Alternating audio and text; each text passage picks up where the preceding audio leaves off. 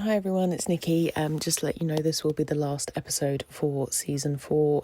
We've had to come to a bit of an abrupt end because my cat died and I'm not really in a place to be recording right now. So thank you all for understanding. The Christmas party is unfortunately cancelled because I'm not very joy-filled at the moment. So we will see you all in 2026. Have a lovely Christmas. Love you all very much and see you in 2026. This episode is not suitable for anybody under the age of 18. Please proceed with caution. I'm Nikki Druce. And I'm Cheryl. And this is Killers, Cults and Queens, the podcast where we journey to the spookiest, scariest, and damn right weirdest corners of the world. Today, we're getting our robes back on and heading back into the shady world of the Order of the Solar Temple cult. Yeah, it's a bit sneaky if you ask me. It's suspicious and weird.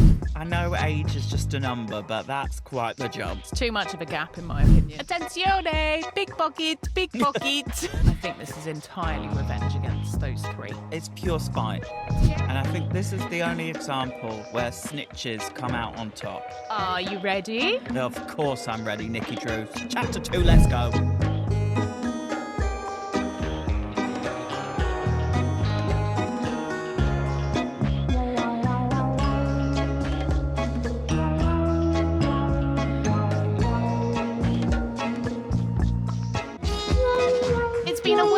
Of a ride for a secret group who are operating occult rituals undercover and behind closed doors. Many of their members are high up the social ladder, whole families are involved in this world, and it seems it's incredibly difficult to join. But once you're in, you can leave whenever you like, but for some, this wouldn't mean just giving up, it would mean the end of their lives.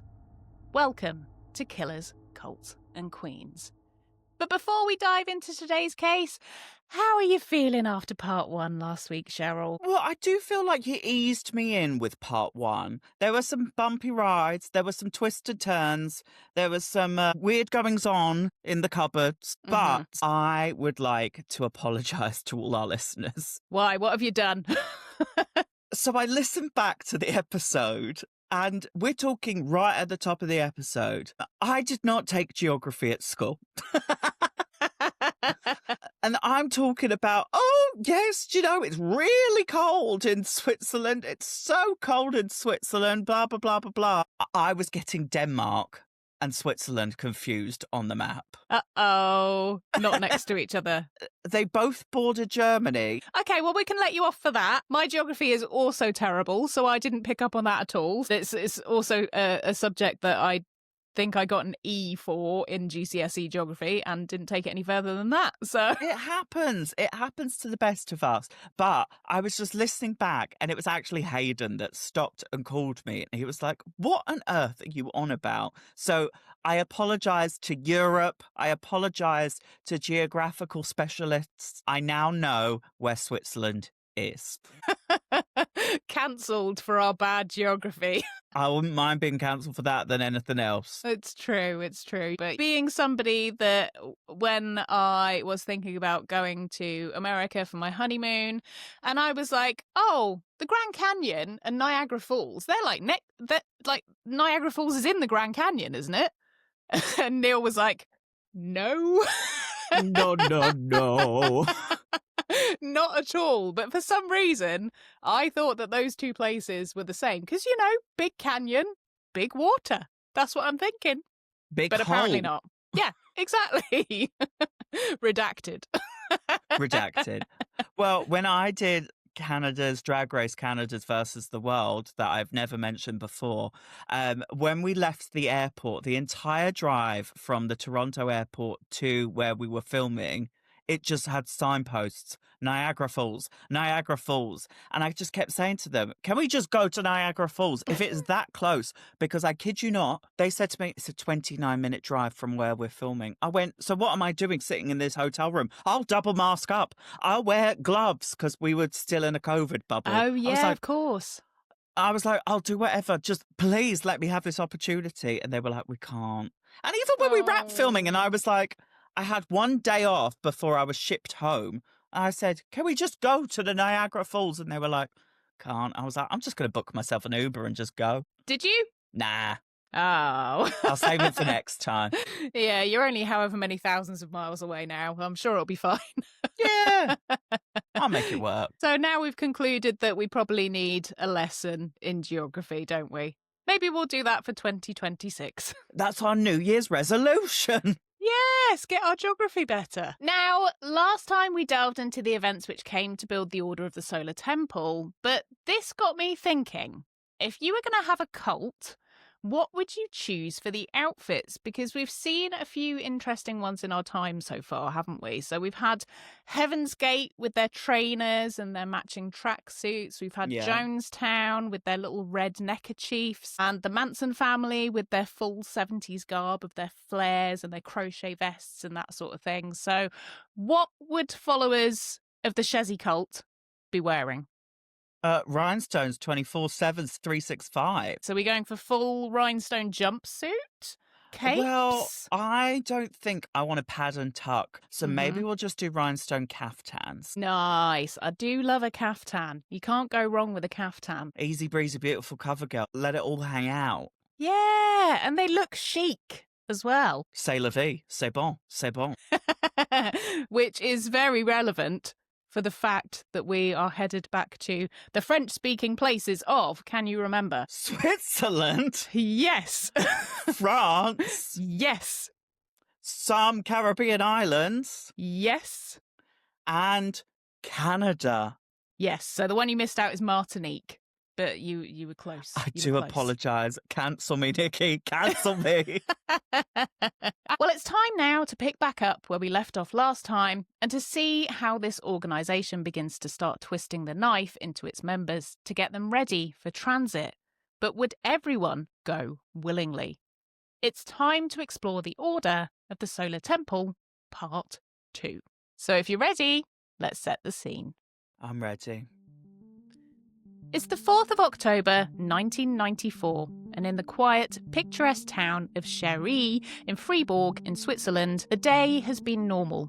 But as night rolls in, something out of the ordinary happens. Amongst the spacious wood chalets, one has been engulfed in flames.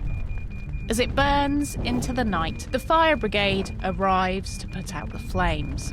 But once they get the blaze under control, they notice something. All the doors and windows are locked. They hope that the residents are away, but then they realise there's cars in the driveway and they start to fear the worst. Despite the extensive flames outside, some of the house is just a little smoke damaged and not too badly burned, and investigators manage to make their way around it. To begin with, it seems no one is home, but then an unmistakable scent begins to drift towards them. Death. However, there are no bodies to be seen anywhere. After more searching, an investigator leans against a wall to take a rest, but as he does, it shifts and reveals a secret room. Creeping inside, the smell becomes overwhelming as they discover dozens of lifeless bodies lying on the floor. Some have been shot, some have plastic bags over their heads, some are wearing robes, and some are wearing necklaces which have the letters OTS upon them. And then something even stranger happens. Reports of 2 other house fires come in, and the investigators realise that this horrific scene may be just the first in a series of coordinated events in which the death toll would continue to rise. But who were the dead that were found inside the burned chalet, and how did they get there? Let's find out. Secret walls, multiple casualties, different ways of being killed. I knew it was going to be bad, Nikki, but I didn't think we were going to go that far and that deep, that quick. And I'm actually a bit speechless. And we've only just started the episode. No, I've found this one to be Quite shocking in the way it happens, and it all goes very, very quickly. You could say that again. Right, so let's kick things off with a recap to bring you up to speed from last time. But first, just a reminder that we'll be dealing with some dark stuff. Coercive control, sexual abuse and the abuse of minors, and some distressing details of suicide. So if that isn't for you right now, please pick up with a lighter episode like Area 51 or Helen Duncan or a spooky sleepover or two. And we'll see you back next time instead. But if you're ready, let's jump straight back in. Let's cast our mind backs to the mastermind behind all of this, Joseph de Mambro. Remember him? Unfortunately. He was born in 1924 in southern France. He had a turbulent early life, hiding from the Nazis and conscription in World War II, and he was bullied at school. He met and married Janine Soltay, and the pair bonded over music, and they saved themselves from the Nazis by playing their violins. Not the sound of music. During this time, Joseph found community in secret Catholic masses, even though he didn't necessarily agree with all their teachings. Joseph had studied jewellery and watchmaking before the war, so he opened up a shop after the war. He also began seeking out esoteric groups and began learning about the occult. As part of this exploration, he discovered and joined the ancient mystical order of the Rosy Cross. Say that again. The ancient mystical order of the Rosy Cross. One more time. The ancient mystical order of the Rosy Cross. Well done. Gold star. But, as we did last time, we'll be shortening this to AMORC. No. So, AMORC were a mystical, secret knowledge-based Rosicrucian order, in which the deeper you go, the more of its teachings are revealed to you. And they're still around today. Within a short while, Joseph rose to lodge leadership at AMORC, and everything was going well for him until it wasn't. Tale as old as time. When the order sensed he might be up to something, they started asking questions of the locals, and they soon outed Joseph as a scammer. Attenzione! Big pocket, big pocket! I was going to say Joanne the scammer, but I like that one as well. Except he wasn't a pickpocket, he was far sneakier than that. He'd scammed a business partner, fled, and then returned pretending nothing had happened. Ignorance is bliss. The AMORC caught on to Joseph's scammy dealings, and so he resigned. But his scamming days weren't over. He opened a psychology practice, but the only problem, do you remember? He's not a doctor. That's correct. And that is entirely illegal. With his metaphorical Yelp score being 1 star... I like that one. That's a good one. His disgruntled patients raised the alarm. So the police came a-knocking, and he was carted off to prison for 6 months for impersonating a medical professional. Calm as a bitch. So, did he learn from this? He should have known better. No. That was a good one. So, he just took these 6 months inside to come up with a new plan. But let's put Joseph on the back burner for the moment and give you a reminder about Luc Jouret, the other head honcho in this gang. Not that he knows that just yet. Luc was born in 1947 in the Belgian Congo. He was a sickly child and then had his head cracked open in an accident where he was run over by a cyclist. His mother took him back to Belgium, where she was from, and he discovered alternative therapies like acupuncture and homeopathy when he suffered another bout of illness in his early 20s. He became a charismatic speaker on spiritual healing and was evangelical about the alleged benefits, and people listened. This allowed him to start peddling his pseudoscience on larger stages, and he soon caught the attention of many high-profile people in the alternative medicine world. He married Marie, who he'd met on this circuit in 1980, and they moved near the Swiss border, which is where? France, Italy, Germany. There we go. Couldn't resist, sorry. Every day is a learning day.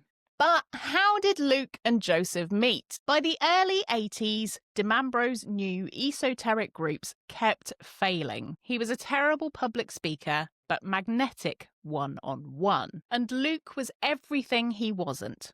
charismatic, confident, and persuasive. And so when they met at a meeting for one of Joseph's failing cults, the Golden Way, they joined their ventures. Mambro love-bombed Luke, and from there his emotional dependency formed, but then tragedy struck. Luke's newborn son died at only 4 months old. Grieving and vulnerable, Luke leaned on Mambro, who told him his suffering was a spiritual calling. Mambro guided him deeper into occult leadership ambitions, and feeling very lost, Luke went with it. But their groups were not doing very well, and so looking for something established that they could use to their benefit, they joined the Order of the Temple, which was founded by a neo-Nazi. Luke quickly climbed to leader after a suspiciously convenient death of the founder, and quickly accusations followed. So Luke split, taking half the members with him. And in 1990, we have the birth of the Order of the Solar Temple. Similar name, but much more secretive. Well, this is the thing with cults. You've got to keep it on the DL. The way that they really got people to join was because it was so secretive. So it made it very appealing to people because it's invite only. You can't actually join. It's not like a regular church.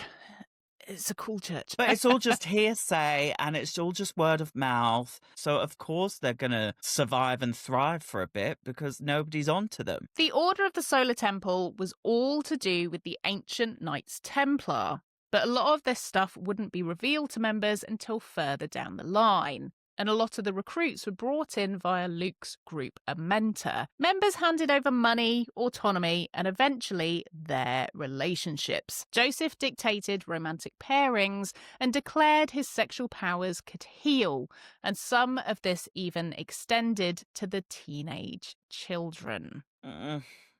Sick. Luke also suddenly developed sex magic abilities, which is incredibly handy, isn't it? Because he didn't have them before.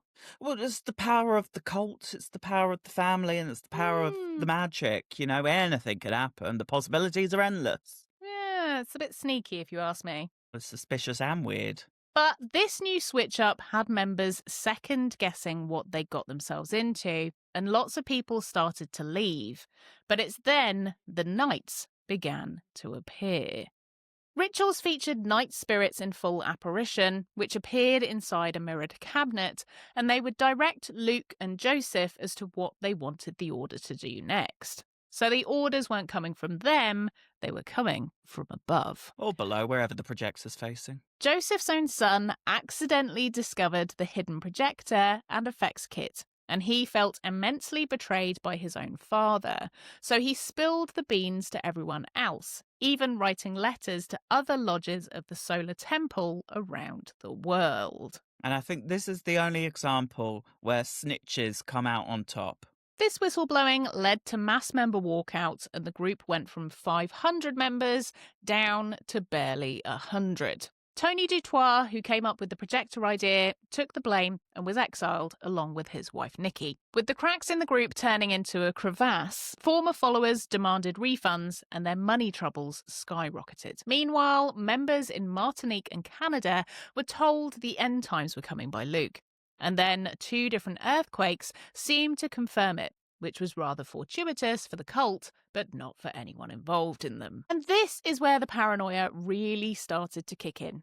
2 followers in Canada were caught buying silenced guns on Luke's orders, and they blabbed to the police, which uncovered the group may have had some dark motives. Then, as if the earthquakes weren't enough of a pointer that the end times were coming, Waco happened. The groups weren't linked, but if they were going, maybe the Order should go as well. And belief in transit, leaving their earthly bodies to ascend to Sirius, intensified. Now, remember the grumpy teenage cosmic child Emmanuel? Yes. Well, here is where we pick back up, as things have just got very tense, all because of a name. So, how are you doing so far? Are you keeping up? I'm keeping up with the cults, not the Kardashians. I'm ready to see how the next coming of Jesus is going to handle their newfound fame. Well, I don't know about you, Nikki, but I reckon I could do with a little something fun after this. Well, I might just have the perfect distraction up my sleeve. Fancy an escape room? Oh, that sounds fabulous. Let me grab my coat and I'll meet you there.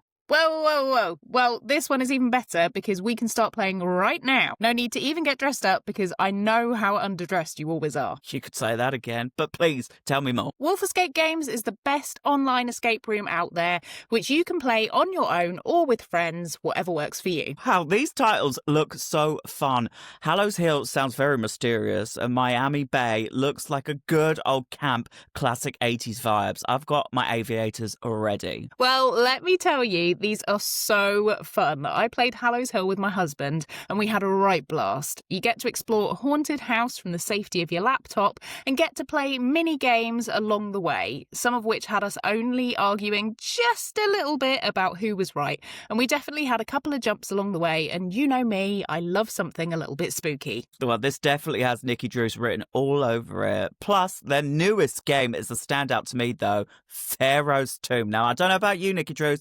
I love ancient Egypt. Give me the pyramids. Give me the everything. Well, I'm so excited for you to get your teeth stuck into this because if it's as good as Hallows Hill, you're gonna have a blast.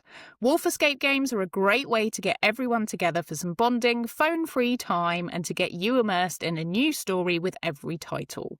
Now, if you're like me and you're a busy gal on the go who may have forgotten a present or two, these make an excellent gift for the person who has everything. Plus, these games are multi-award winning too, so you'll know you'll be gripped by them, and they're an absolute bargain for at least 90 minutes of a gameplay. Major. Honestly, we had so much fun when we played, and so I got in contact with them to sponsor us, and they said yes, which is great because you know we only bring you the things we really love. That's right. So if you want to get your loved ones something fun to do after the Christmas dinner this year, or something for yourself to relax once you've done the washing up, then head to wolfescapegames.com and use the offer code KILLERS at checkout to receive an exclusive discount. And they also have a sale on most of their titles right now, so you can grab a steal of a deal. That's wolfescapegames.com and use the code KILLERS to get your discount. It's cheaper than a round of drinks and it's going to make memories for years to come. Right, grab me my laptop. I'm hitting play on Pharaoh's Tomb right now. I can't wait to hear how much fun you have. You're going to absolutely love it.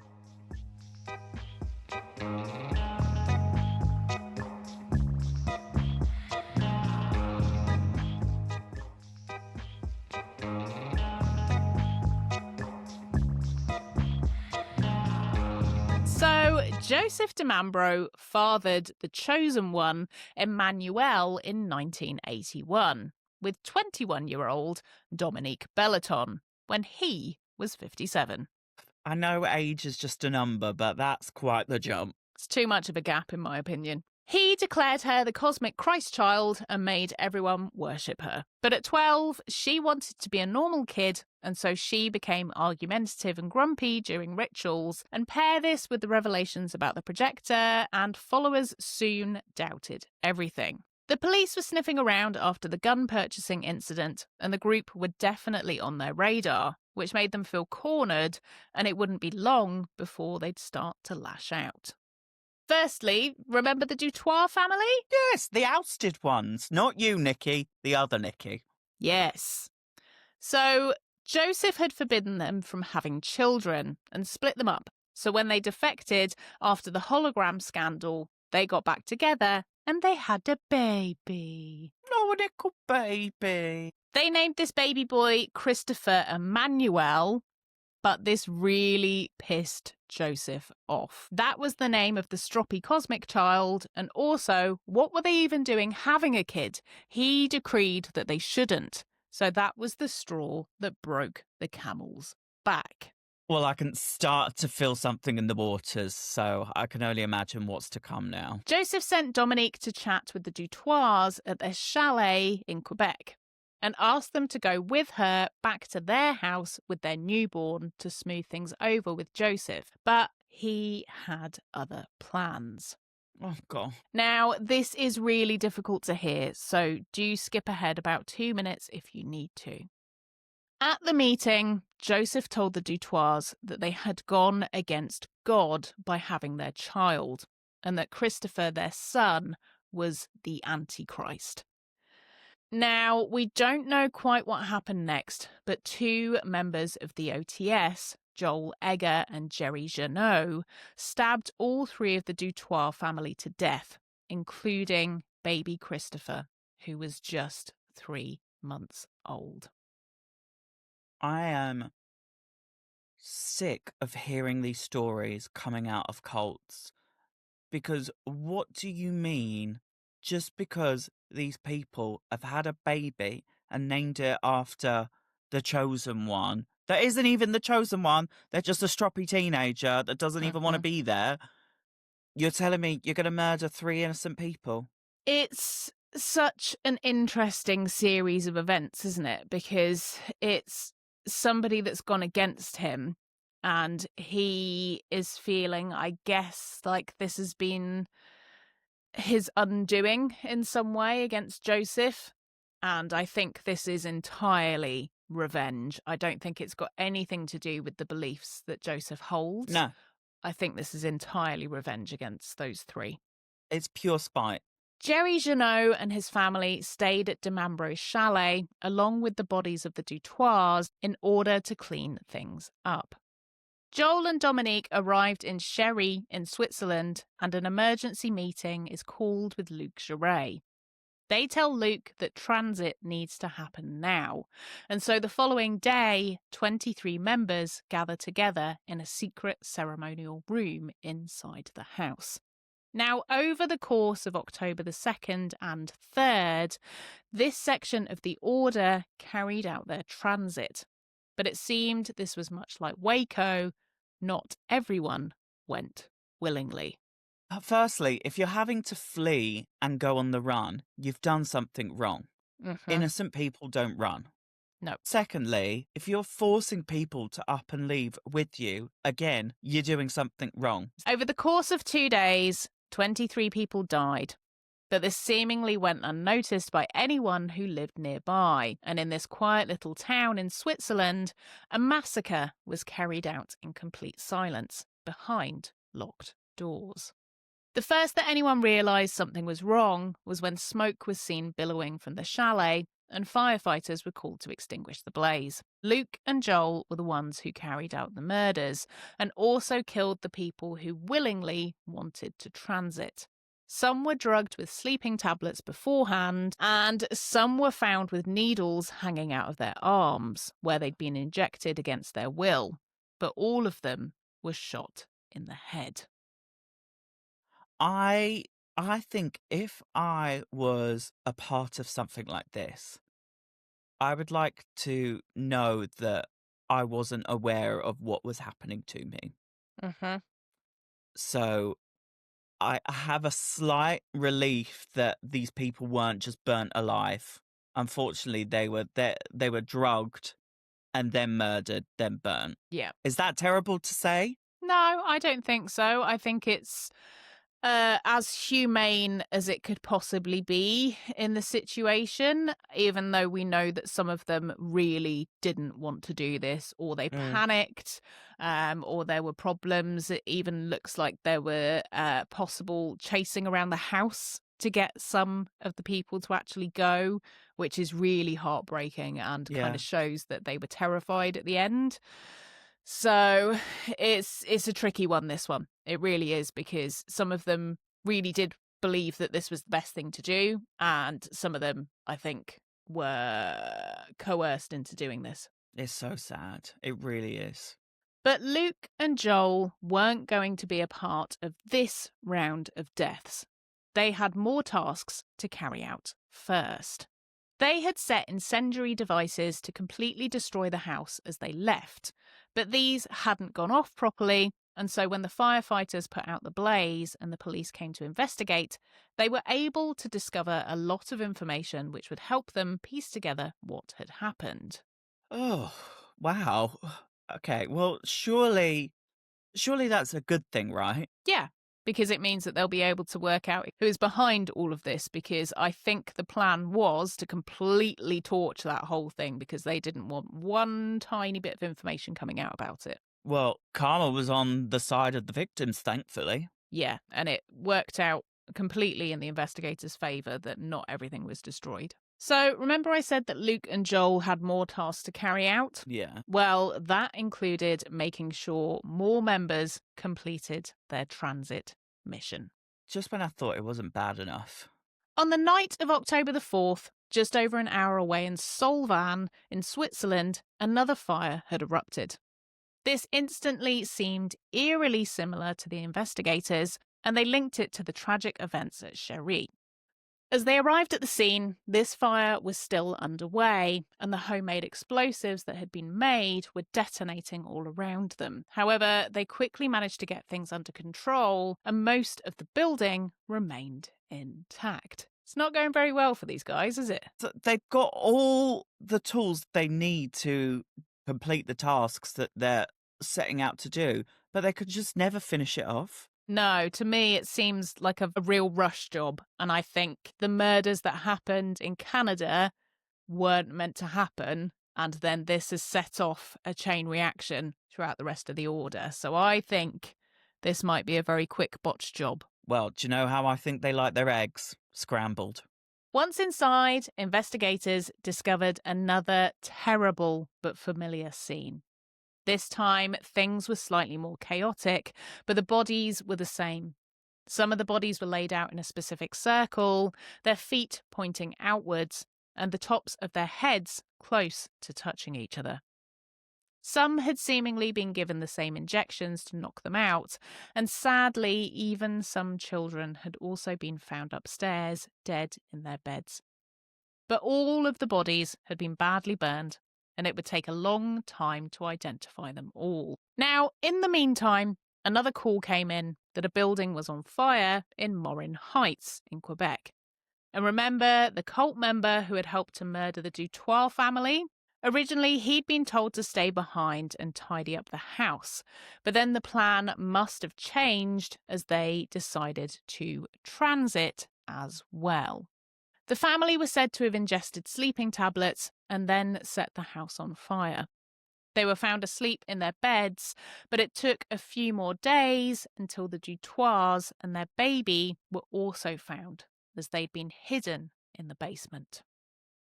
But if you're hiding them, you are guilty. This is the thing, isn't it? And I think the fact that they spent a couple of days cleaning the house and then all of a sudden it's time to transit. Why would you go to the lengths of trying to tidy everything up for then to burn down the house? It doesn't make any sense at all. Nothing ever makes sense in these stories. It is just, oh, we're going to do this now. It makes sense. It doesn't. No, I guess sometimes they're acting on orders from above, and we don't know where those voices might be coming from, do we?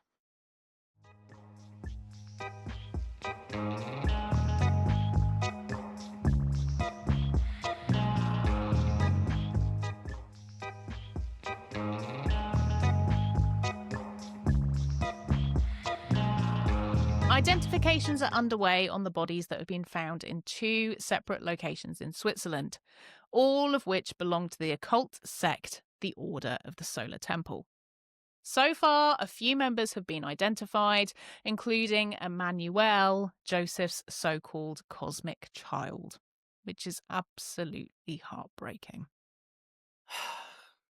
I've got to the point in this story where I don't even know what to say because it just keeps coming and coming. And every time you tell me something, I want that to be the last thing. But it's just another thing. So it's just constant heartbreak for everybody involved. Yeah, and I think with Emmanuel as well, we know that she had started to not want to be part of this.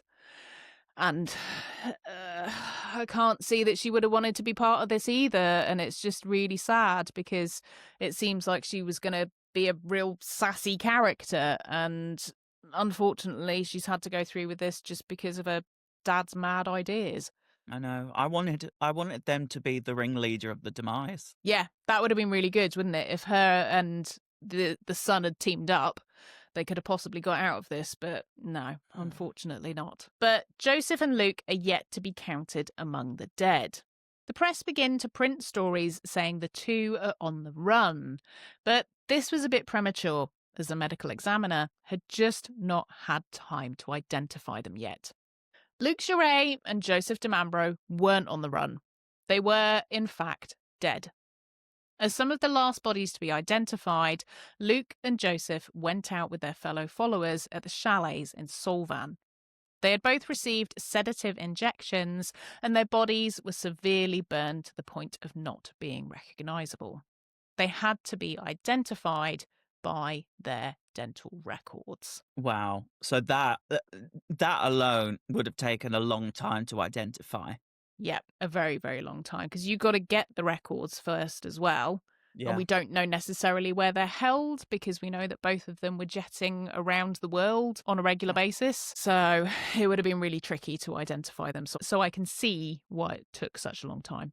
Of course. So that was seemingly the end to the tragic cult. But a year later, a report of 16 missing people came into authorities in Saint-Pierre-de-Charenne in France.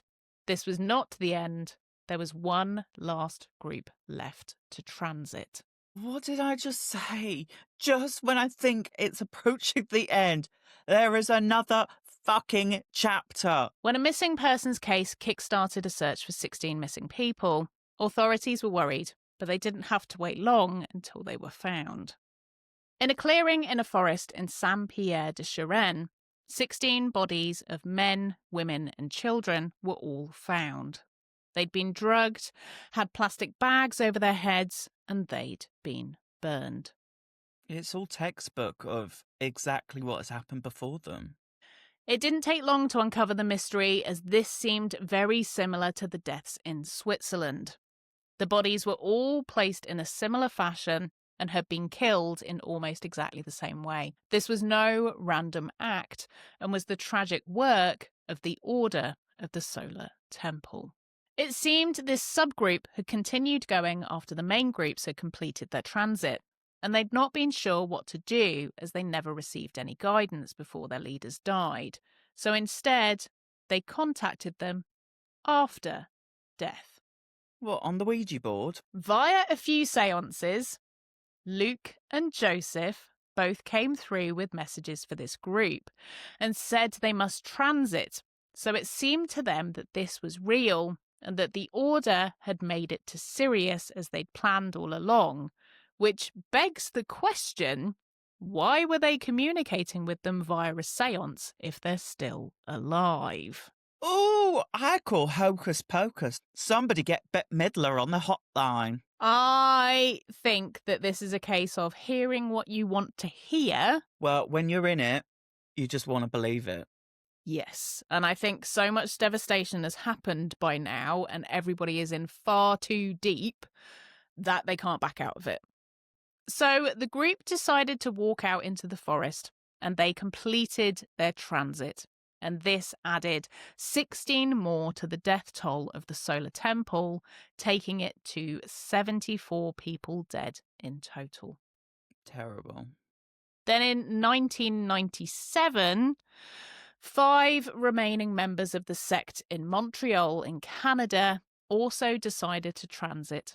But luckily, after they failed the first time, the adults in the group allowed their 3 children to negotiate their way out of transit as long as they promised to burn the house down. Thank goodness we've had some good news in this tale. But after all of this, how were the families of the victims going to get closure? The leaders were all dead, and there was no one to blame. Ex-members of the cult were all questioned in court. Many of the deaths were now treated as murders, and whilst they weren't directly responsible, maybe they'd played a part in pushing things over the edge.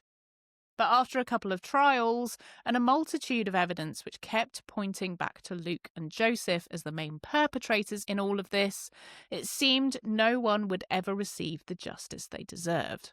So with the Order having come to a tragic end, we have to think about how these groups got to the point they did. After all, these were intelligent people. They were often financially very well off, very well connected, and not isolated like many of the cults we've covered before. So seemingly, they really believed everything they were part of. However, we know from the evidence presented that not everyone was a willing participant in the transit, and so it seems this wasn't like Heaven's Gate, where everyone went willingly.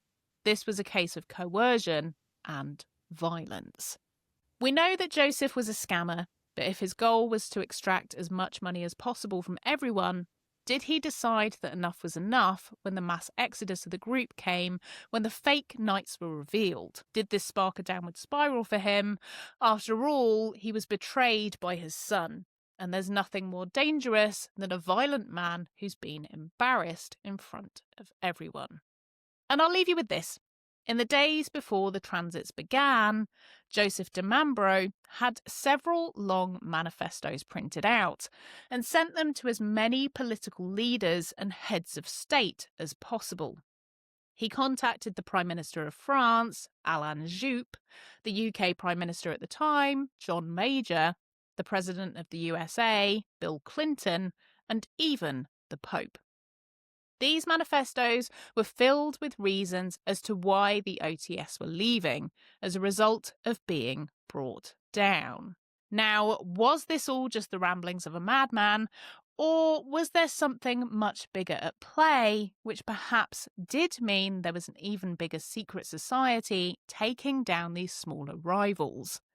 Well, it seems unlikely, but to Joseph de Mambro, it seemed very real. And that was the Order of the Solar Temple. So is there a whole section that we haven't discovered yet? Could there be a sub-cult within this cult? Well, there could be something much bigger. These could just be the little guys. You've just blown my mind, Nikki Druce. I'm not going to stop thinking about this. Well, I think it was probably a case of extreme paranoia and somebody thought people were after them. But you never know. This was a secret society. They were underground. Nobody knew about them. They operated for almost 20 years and nobody had a clue. Then he sends out all these manifestos at the end. But the way I always think about these things, and particularly with things like conspiracy theories, is that if people didn't want us to know, none of that information would be out there. I mean, everything was so scrambly and so quick that these two leaders were so flustered that people were on their tails that they were just like, get gone, get rid, get done. I just don't understand the manifestos if there was that much of a panic and a scramble. Yes, because these must have been planned way in advance. So Joseph's end goal must have always been to transit, but it seemed like it was suddenly, quick, we got to do this, and we got to go. So it's a bit of a puzzling one towards the end. But just absolutely heartbreaking. And it stinks of mass hysteria as well. We're going to get killed anyway, so we may as well take ourselves out. And it's just, I don't know. If more people knew about this, there could have been a possibility to save them, I think, because these were intelligent people, and we know that. Mm-hmm. It wasn't just preying on the weak and the vulnerable and the ones that would just follow them. They were after heavy hitters to join this group. Yeah, exactly. And I think if de Mambro's plan was financial gain, why did he go out with everybody else? You tell me.